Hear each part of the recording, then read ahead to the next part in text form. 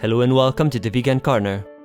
You have arrived on the second recipe dedicated to our friend Freely the Banana Girl. She once told us that lasagna is one of her favorite dishes, and who better than a couple of Italian chefs to attempt to create a good version of this popular and traditional recipe? Well, we are definitely up for the task, so let's go ahead and prepare some stunning lasagna. To begin with, let's chop a few veggies we need. So take the carrots, the onions and the celery and dice them as finely as you desire. We like to chop them finely, but that's not really necessary, so feel free to go for the size that you prefer.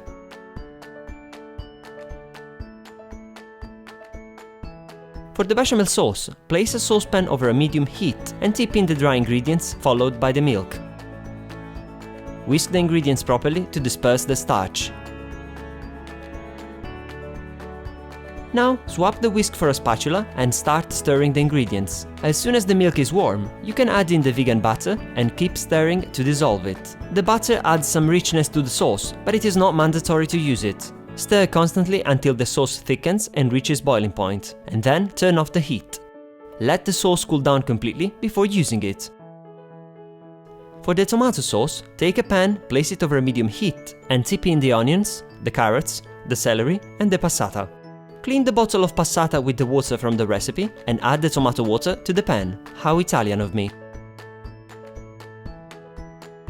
Add in the garlic granules, the miso paste and the baking soda.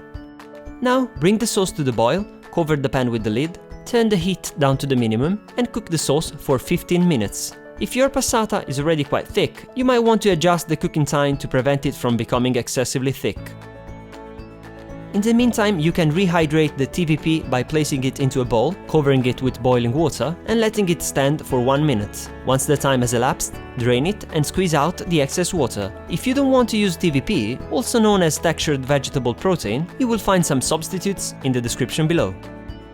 Once the 15 minutes have elapsed, remove the lid from the pan, add in the TVP, the chopped rosemary and a dash of black pepper if desired. By now you should know the drill to perfection, so stir the ingredients together, bring the liquid back to the boil, cover the pan with the lid and let the sauce simmer for another 15 minutes over the lowest heat or until reasonably thick. It's not really my fault if cooking techniques are repetitive, what I do care about are the results, so if covering and stirring is all we need to do to get great food in return, perfect. Once the time has elapsed, turn off the heat and let the sauce cool down completely before using it. Since the sauce is a key component of the final lasagna, make sure to taste it and adjust the salt if necessary.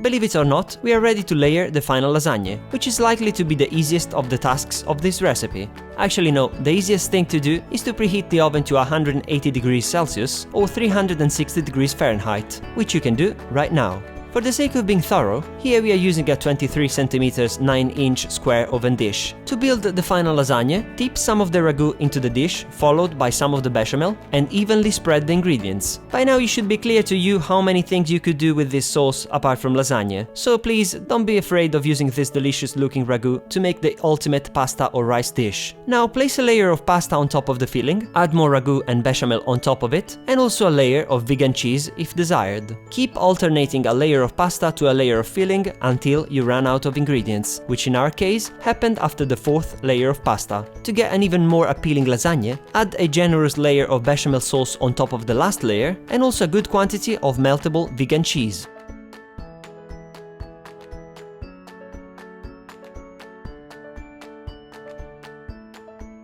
The lasagna is now ready to be cooked, so place it into the preheated oven and bake it for 30 minutes or until it looks like this. I feel that adding words here would be a total waste of your time, and if you like lasagna, I'm sure that you are perfectly able to tell how good this version is. To get a lasagna that perfectly keeps its shape, let it cool down for 10 to 15 minutes before slicing it and serving it. I don't actually remember how standard lasagna used to taste like, however, what I do vividly remember is how much I used to love them, and I can honestly say that I've never loved a lasagna dish as much as this one. It's decadent, beautiful, and also delicious.